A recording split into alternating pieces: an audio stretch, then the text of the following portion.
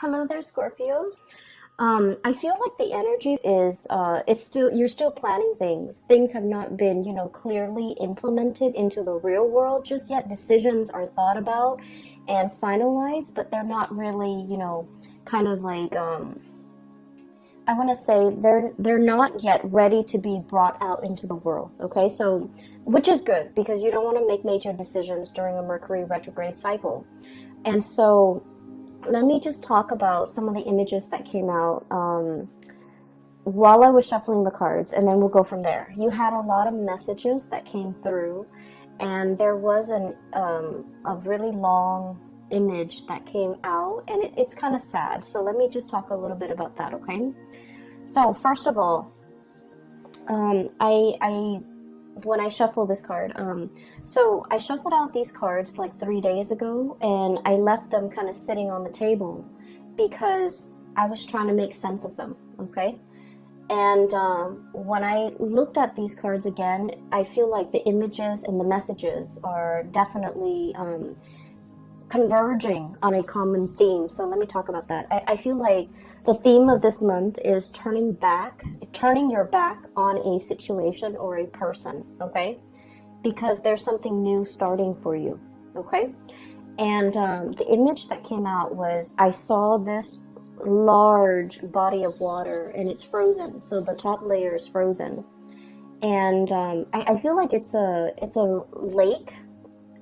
It's a lake that's frozen over, okay? It's like winter, the snow is not falling, but the top of the lake is completely frozen. There's this man, he's walked a really, really long distance. He finally made it to the riverbank, or the bank of this lake. And he looks really worn out. He's wearing like sheepskin, he's cold, he's hungry, he looks just disheveled, like he just looks like completely decimated, okay? And he's trying to he has like an ice pick. He's trying to create a hole in the ice, break through the ice so that he can fish, like ice fishing, so he can fish and get something to eat because he just looks really distraught. The good news is I honestly don't feel like this man is you, but let me just talk to you about the image first. So he's like really clawing his way, trying to break the ice, okay? And he keeps like trying to claw away at the ice, and the ice, what he didn't realize is that he's standing on the ice, so obviously, it's frozen solid because he's not breaking through it with his body weight, so he's not falling in it. And he's clawing away at the ice, trying to chip away at it with this ice pick. He's frustrated, he's weak and tired, and he's hungry, and he tries to claw and claw and claw at it, but it won't break open. Okay, it just won't break open. And then I just hear him just kind of like crying, okay? I would not want anybody to be in this situation. It's like sheer desperation, exasperation, tired and frustrated and hungry, and it's just like you're feeling, like defeat, okay? Like total utter defeat. So what I'm hearing is I feel like you're the lake, okay? Not giving in, not giving slack, frozen over, meaning that, you have turned very, very icy and cold towards a person or towards a situation in your life. The other person might be trying to claw their way back in, might be, trying to reach out, might be trying to communicate with you. And all they get is this just really thick, icy exterior that's not giving way, that's not reciprocating, that is not in any way helping this person. So I feel like you have somebody in your life that is, in desperation, trying to claw their way back in, trying to reach out, trying to evoke some type of an emotional response from you. But like the icy, surface, it's not having any effect on you. The effort is futile. And I just feel like you've definitely turned your back on a person. For some of you, this is I feel like for some of you, this is a family member. If you've had like an estranged relationship with a family member, especially like a parent, I feel like this might be indicative of a parent where you've had to kind of like shut down your emotions in order to deal with this person, because, you know, Scorpios, you guys feel really, really strongly. You have really deep emotions. And when it comes to people that you care about, people that you love, you know, you feel really, really strongly. And I'm sensing in a way that, you know, you might have helped this person a lot in the past. Okay, they might have drug habits. They might have issues with, you know, just getting their life in order. You've offered advice. You've offered assistance. You've offered so much of yourself to this person. And I feel like they continue to stray. They continue to not take your advice. They continue to make bad decisions. They continue to walk down the wrong path. And you're realizing that you can't enable the situation anymore. You can talk till you're blue in the face. If they don't choose to listen, it's because, you know, they have to go through their own karma. They have to make their own mistakes. They have to learn from hitting rock bottom. Okay, so unfortunately, I feel like this is a situation where time and time again, you've tried to help, you've tried to ease the situation for another person, but now you're standing strong, you're holding firm, and you're not able to give your energy to this person anymore. For others of you, this is definitely an ex. Okay, this is definitely an ex. I feel for some of you, it's somebody who, you know, like, I don't get that sense of vengeance, okay? It's not like, oh, you did this to me, and now I'm closing my doors to you. I don't get that. I just get that you have distanced yourself. Like, the emotions are no longer there. Like, you're no longer in love with this person. And I feel like they're trying to claw their way back in. They're trying to reach out. They're trying to communicate. They're trying to revive, you know, whatever emotions or feelings that you have shared in the past. They're trying in sheer desperation to reconnect, to communicate, to explain themselves, even for some of you, very small minority. And then others, it's just like they're trying to reach out, they're trying to find a friendly face, they're trying to exact sympathy, they're trying to, you know, find warmth, find some support. And I feel like you're just indifferent at this point. And so you're not going to be giving your energy away. And so I definitely see a major eclipsing of somebody out of your life, okay?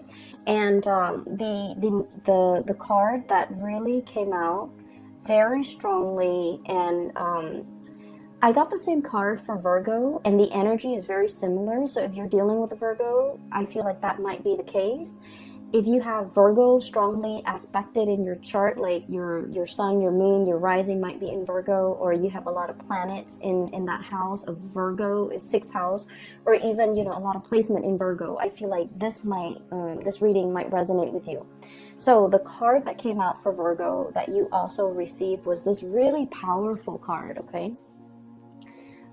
This has very strong Egyptian symbology, and when I saw this card, it was just really striking, and it was really powerful.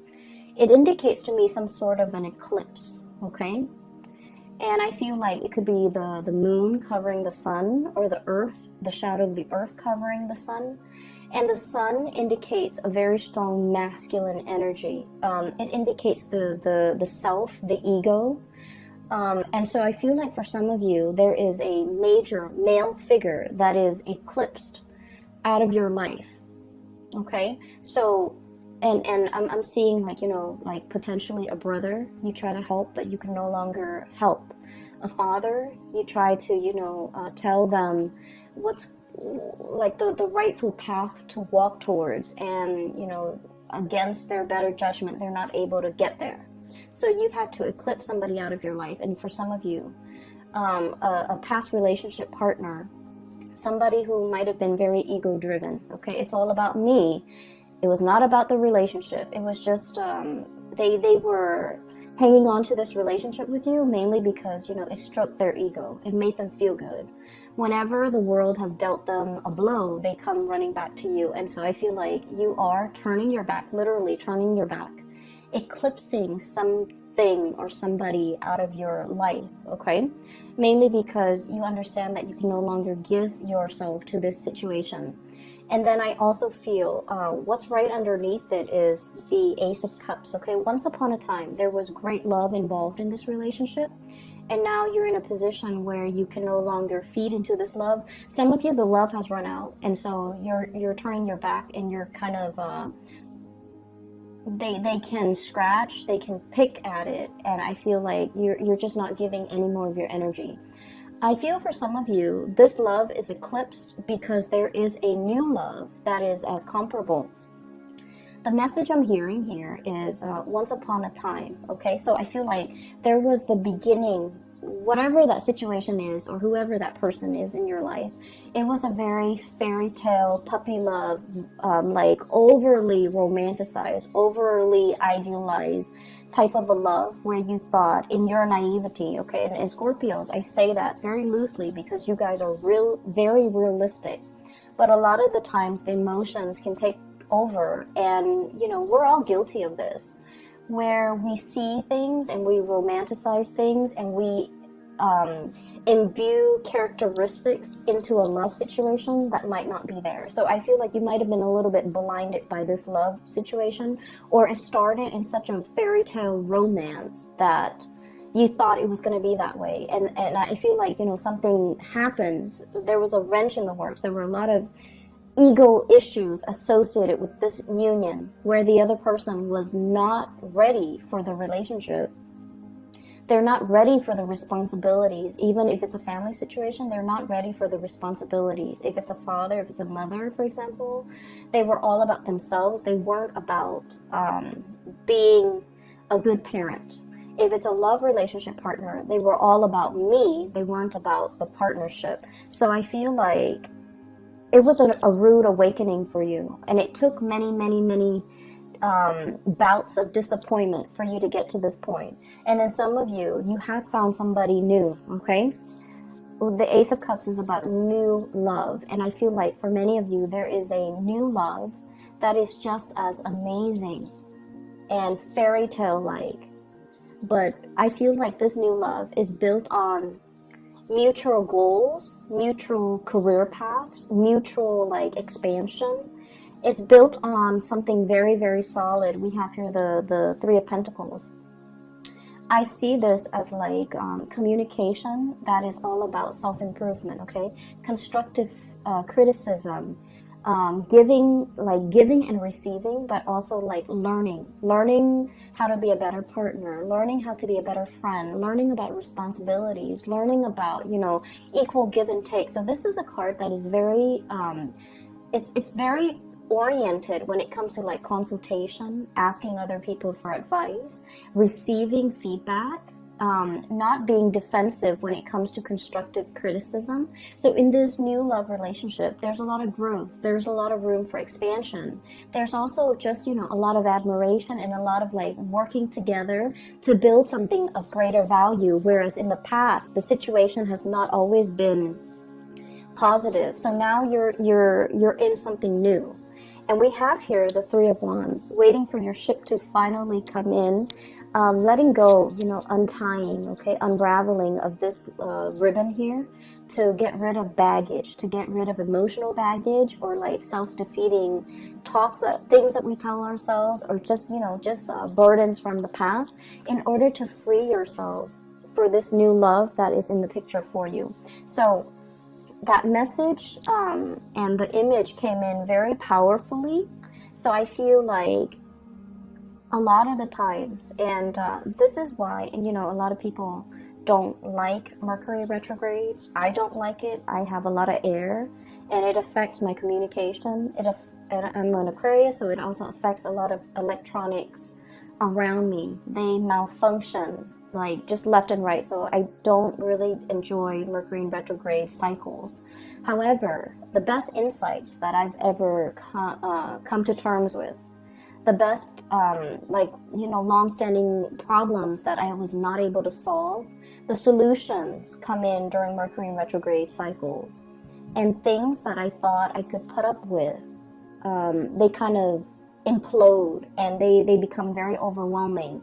And it's basically a signal for me to let things go. And I feel like you're coming across very similar energies where you weren't really sure which way to go. And this Mercury retrograde cycle pretty much solidifies your decisions, okay? So for example, there was a person, right? You're just like, can we stay friends? Can we get back together? Can we be cordial with one another? I feel like this Mercury retrograde cycle, you're going to start to feel somebody infringing upon your boundaries, somebody overstepping their boundaries with you, somebody telling you what to do, somebody who's not respectful when you say no. No means no, and they're not really respectful of that. So I feel like somebody who's trying really hard to push your buttons, to get your attention, to try to revive something that they used to have with you, and their efforts will become very obvious. The way they go about it will not be pleasant. And I see that you're going to start to realize that, you know what, this is their pattern. This is like a running theme with them. You're going to be able to be you're going to be sensitive to the imbalance in the relationship with them, to the point where you will make up your mind not to tolerate it and eclipse this person from your life, okay? So I definitely see a lot of unraveling, okay? No longer being bound to something and moving ahead to a new love situation, a new environment where it's a lot healthier, it's a lot more about communication, it's a lot more about growth and expansion, and walking towards somebody that is a lot more compatible and a more like you. But the bottom line is, I feel some of you are able to leave the past behind because you have the support of a brand new love, okay? So the first 6 cards are pretty much reinforcing the energy of that image I'm seeing. Okay, so here's the thing. I mentioned this with Taurus, okay? So Taurus is a fellow fixed sign, and this is a common theme when it comes to fixed signs, okay? So Taurus, Leo, Scorpio, and Aquarius, okay? Being a fixed sign basically means that, when we say we're going to do something, even if we're sick, even if we're on our deathbed, we drag ourselves out of bed in order to finish that thing because we promised somebody we would do it. So there's a lot of, I feel like, it's like you're a man of your word. You're a woman of your word. When you say you're going to do something, people will hold you to it. They have a great deal of respect for you, how trustworthy you are, as well as how stable and dependable you are, okay? It's a very strong virtue of a fixed sign. And then the flip side of that, okay, the shadow side of being a fixed sign, especially for you guys, Scorpio, is that you hang on to situations for a little bit too long, okay? You have those pincers, okay, and then you grab onto a situation, even when something is not good for you. Okay, mainly because I feel for you guys, it's that emotional investment, the sunk cost, okay? I've spent this much amount of time on this person. And I feel like a lot of the times, your emotions take over. When you're in love, you love desperately with, your body, your heart, your soul. And it's really hard for you to hold back. When it comes to somebody that you love, you would go to the ends of the earth for the other person, okay? That's how devoted you are. And I feel like there was a situation in the past where you gave so much of yourself. There was nothing, there was like barely anything left for you, okay? You ran yourself ragged for this person. And then you realize that I feel like it took something away from you. It was like one of those things where, yes, you can recover from it. You can step away, start your life all over again. But it did something to you. It knocked that sense of naivety from you. It taught you a lot about, loving yourself first. It taught you a lot about, setting healthy boundaries. And it taught you a lot about, really putting yourself first more than anything. Okay, so in this situation, I feel like there's a lot of fears. Okay, so like in this new love situation, everything is very stable. There's great communication. There's great passion, chemistry. But you don't want to play the fool. You're not going to rush into it, with a blindfold on. You're still going to be very methodical. You're still going to give all of yourself to this relationship. And I feel like in the back of your mind, it's always like, when is the other shoe going to drop? When are the temper tantrums or the selfishness from this person going to come in? But I feel like you are aware that you're dealing with a new person. You are aware that there's a lot of great communication here. You are aware that this situation is very reciprocal, but you're still perpetually, skeptical about the connection.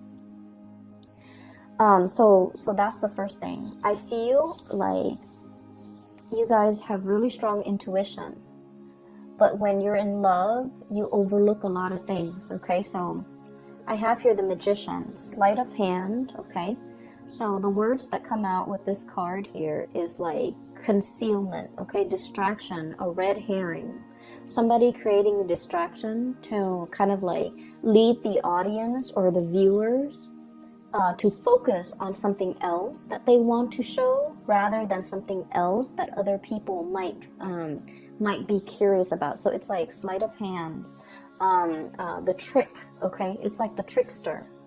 Not that you're dealing with somebody like this, but I feel like you are very, very skeptical, and you are also trying to unearth. You are also trying to like figure out information. You're also trying to like you're basically trying to cover yourself so that you don't get hurt. So I do see a situation where you're potentially, you're curious about a lot of things. I also feel like, looking at somebody's social media, I'm also feeling like wanting to access somebody's cell phone, wanting to access somebody's social media, just to see what they're up to. Mainly because I feel like there isn't cause for concern, but I feel like you're curious, okay? And I feel like there was a past situation that left you feeling like I need to, preemptively find out these things just to make sure they're not doing anything. Well, the problem with that is whenever we set out to confirm a negative, so for example, I want to make sure, so just for an example, okay, I'm dating Bob. I want to make sure that Bob is not cheating on me. I'm going to go through his cell phone. I'm going to go through his email. I'm going to go through his, Instagram account just to make sure that he's not talking to another girl. And so I hack into his cell phone, hack into his Instagram, check all of his emails, and then I find nothing, okay? So I'm trying to confirm a negative that he's not cheating on me. And so, I find nothing. When I find nothing, I'm actually very happy. But then 5 and 6 months later, I'm going to do it again. Because we won't stop until we find something positive, right? Like a positive. Oh, he's sending this woman picture. He's sending an email to this other lady. And so I feel like you're very curious. Something is grabbing your attention and you're trying to confirm. You're trying to confirm a negative. And when we try to confirm a negative and we find that negative, we never stop. However, if you have a hunch that, oh, so-and-so is cheating on me, and you find that proof, you're gone, and you will never need to dig into his phone to confirm it again, because you've already found it. So I feel like there's a dicey situation here that some of you might be embarking on, and I just want you to be a little bit careful. If you feel like you don't trust somebody, trust your intuition. But you need to also understand, exactly like, why don't I trust this person? Piece together that entire narrative and that entire story before you jump the gun, okay? Piece together the entire history that you have with this person. And try to figure out, have they ever lied in the past? If they've lied in the past, what's stopping them now? So that might be your answer. On the other hand, it's like, have they ever lied to me? Have they ever done anything deceptive? Have they ever lied to other people? Have they ever cheated? If that history of, lying and cheating has not been there, then you don't really have enough to go by. So I feel like, past history is very indicative of future. And so that might be where you need to look to figure out whether or not you can 100% invest in this person or invest in this situation, because I feel like somebody from the past really left their imprint on you. It's made you very doubtful. It's made you very skeptical. It's made you paranoid. And I also feel like it's made you scared to open yourself up. Okay, it's made you like jaded when it comes to people, and so you're just trying to protect yourself. So I feel like, if there are like hunches and things like that, it's not really stemming from something that is it's not coming from this relationship or this person. I feel like it's the fears and the insecurities that the previous person has caused, okay? That's triggering things in you, okay? So that's the first 6 cards that I am sensing here. There was another message that came through. I wrote it down because I've had this spread laid out for the past few days, but I just could not get a coherent message, but now it's coming through. Okay, so what came through is this Emperor. And I'm hearing that Beatles song, and the Walrus, but I'm seeing this person, okay? This is a person who is like a person in a position of authority, okay? He's the Emperor. He rules empires. He rules kings. He has a lot of wisdom, he has wisdom, he has experience. He's just really, really good. He's somebody that everybody comes to for advice, for guidance, for answers, okay? However, I was looking at this card, and then the message that I'm hearing is the sun is setting on his reign. The sun is setting on this empire, meaning it's going away. The power, the prestige, the heyday, the glory, I feel like it's fading, okay? I feel like you're looking at a person and you're dealing with a person who once upon a time was very, very powerful, and you're seeing them for the very first time, and I feel almost like they're trying so hard to like hold onto and grip onto that youth, what used to be, memories of the past, and they're not able to let go. And I feel like they're stubbornly clinging onto it and not being able to, accept that the times have changed, accept that things are different now. I also feel like you're dealing with somebody who's very, very resistant to change, but also specifically technological change. Okay, so like somebody who like is very anti, computer, for example. Okay, they're not very technologically savvy. They refuse to learn. Even though it'll make their work so much easier, it'll make their life so much easier, they refuse to learn.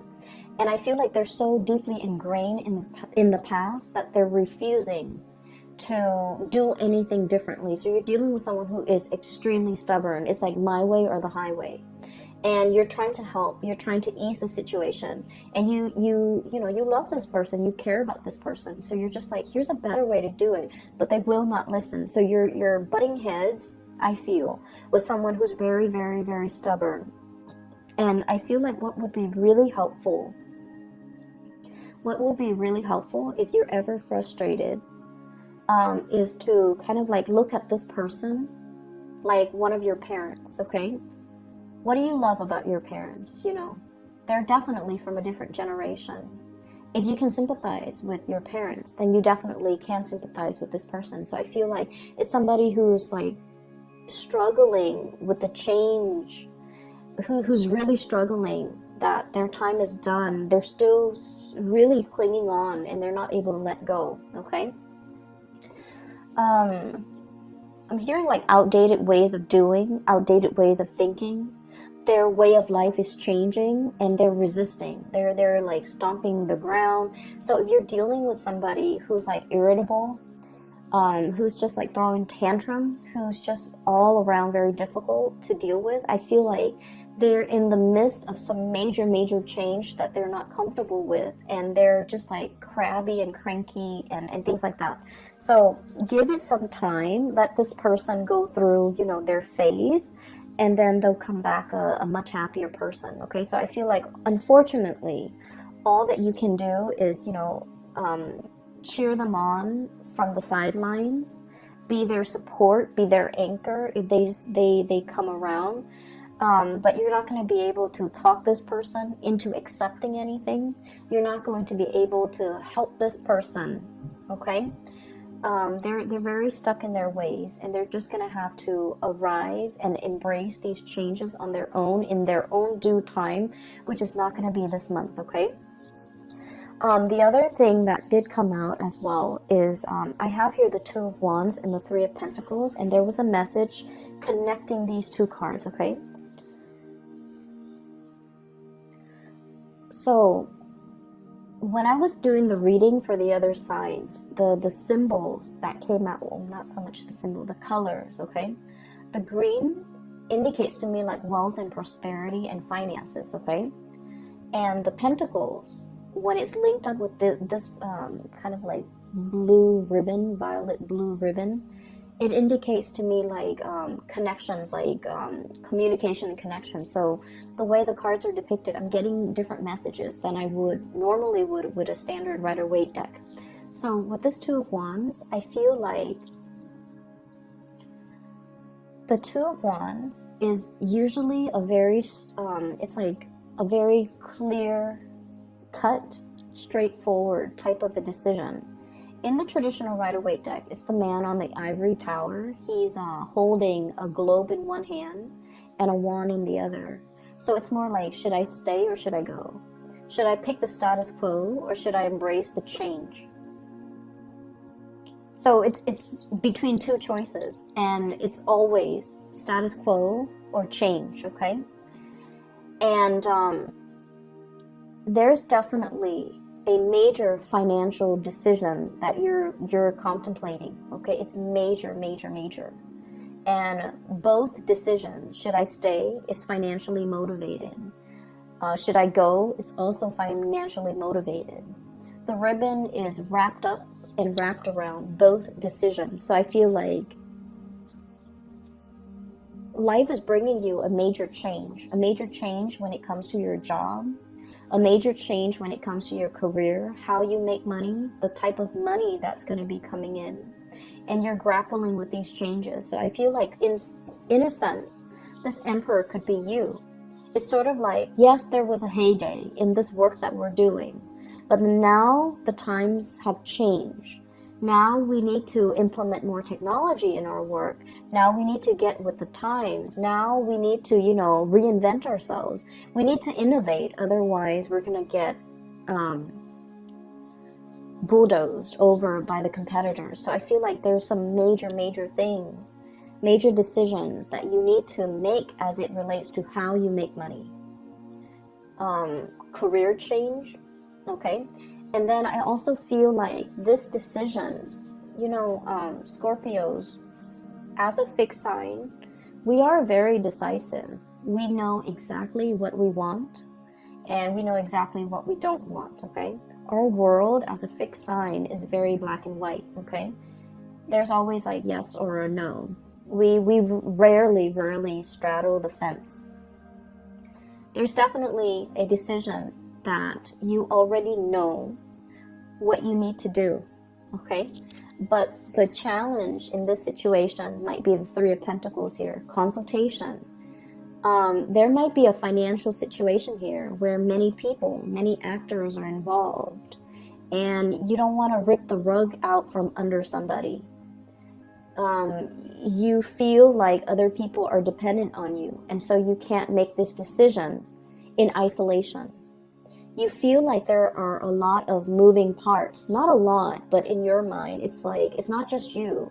It's other people, maybe a partner, maybe a child, maybe a parent, maybe a business partner. There's just a lot of moving pieces. And I feel like somebody's trying to break away. Somebody's trying to break away, break free, you know, unravel, or like free themselves from this bind, this ribbon. But the decision is not just about you. It involves other people. For some of you, this could be like a partnership, like a marriage, an engagement, a family situation you're trying to move away from.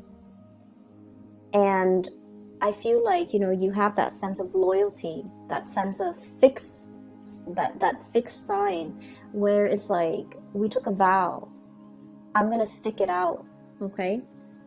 And so I feel like, you know, you're on the verge of making some major decision, and you know that it's like a major life change where if you make this decision, something is going to get eclipsed, completely eclipsed and gone from your life. On the other hand, there's something new coming in to replace it. It is very scary, and I feel like it's a major decision. It's not something that you can make, you know, in isolation. You don't exist in a vacuum. You feel like a lot of other people are involved in this. But the bottom line is that it brings a lot more growth and prosperity. I'm following this Ace of Cups, okay? This pink ribbon here is linked up here with the Nine of Wands. And the Nine of Wands, it's almost like the springtime. A lot more buds and blossoms are coming in its place. If you make this decision by the end of the spring, by the end of the winter, when things start to thaw and the blossoms start shooting up, like, you know, February, March, standard springtime, or the beginning of spring, or the end of the frost, something new, a lot of new opportunities are going to be coming in for you. So if you make this decision to go, if you make this decision to kind of like take off on your own, or to pursue a new course of action, you're going to have a lot more abundance, you know, as early as like the end of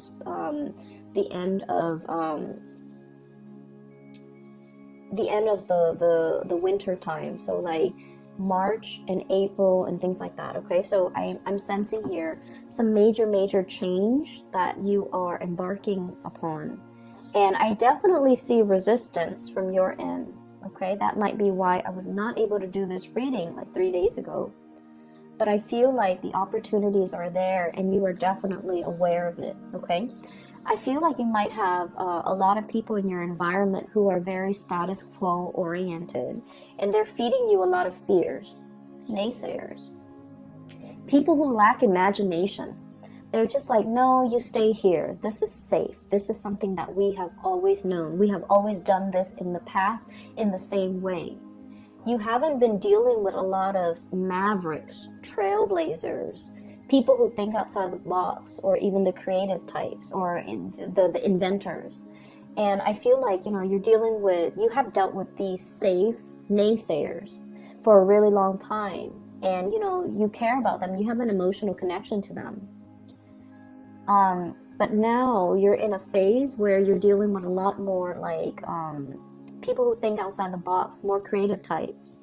And so your worldview is changing. You're leaning towards more risk-taking, eccentricities, I'm sensing, in a good way.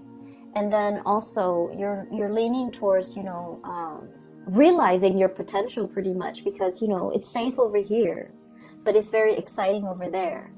It's not just the excitement. It's just these are trailblazers. These are people who know exactly what they're doing.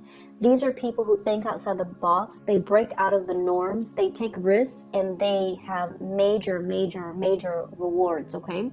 And so You're looking at your former self. The resistance to change, stick in the mud, is also what I'm feeling. And you're just like, the sun is setting on this empire, this way of doing, this way of life. I need to recognize that, okay? The high priestess is a self-knowing, okay? It's the intuition. I'm literally hearing, you know, animals, like, they're the first responders in a natural disasters, right? So, like, if there is a lot of rain coming, even before the raindrops, even before the rainfall, you start to see animals scurrying back into their shelter.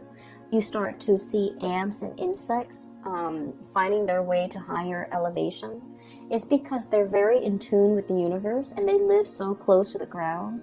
They're aware of all the rumblings in the ground. Okay, so I'm feeling like this cat, it's he or she has a little crescent moon here. Okay, so this is somebody who's very sensitive to spiritual energy, to changes, to currents, to electromagnetic currents.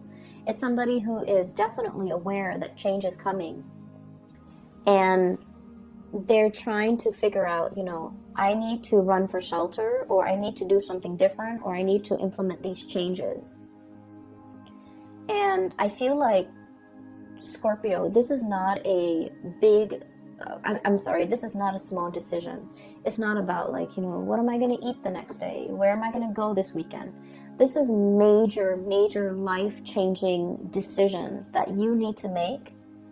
And you've been dealing with, you know, the people who take the safe route. And you've been dealing with, like, you know, people who stand in their place. They don't really move anywhere. They're not the movers and the shakers. They just, you know, they're very status quo oriented. And then you are meeting a lot of mavericks, a lot of trailblazers, a lot of successful people. And the main thing that you're noticing is that these people over here, they take risks. Okay? And so this is really exciting and thrilling for you. And so you want to emulate this success. And you're trying to, you know, get yourself from here to here. And I feel that it's bringing up a lot of anxiety. It's making you very nervous. So you're making some major big decisions. And November, don't make a decision, okay? Because we are in that Mercury retrograde period where these things are really fun and exciting to think about. But don't jump the gun. I see that you're very scared, but you don't need to make this decision right now, okay? And I feel like, you know, you already know what you want to do. I'm already picking up that, you know, your soul already wants something and you're going to go towards it. And I see that you're moving towards this risk-taking. And I want to say that it's going to pan out really well, okay? 3 of Cups, celebratory energy, okay? So we're starting here with the Ace of Cups to the 3 of Cups, union, having somebody by your side. But also, this is a card about, you know, expanding your social circle, being around like-minded people, being around people who inspire you, being around people who are on your same level, who are on the same page, who get you, okay? So this is like finding that community of people where you can let your defenses down, where you can let, you know, the communication, the energy just start to grow. So I feel like you're in a very good position and you already have made up your mind. You're going to move in this direction.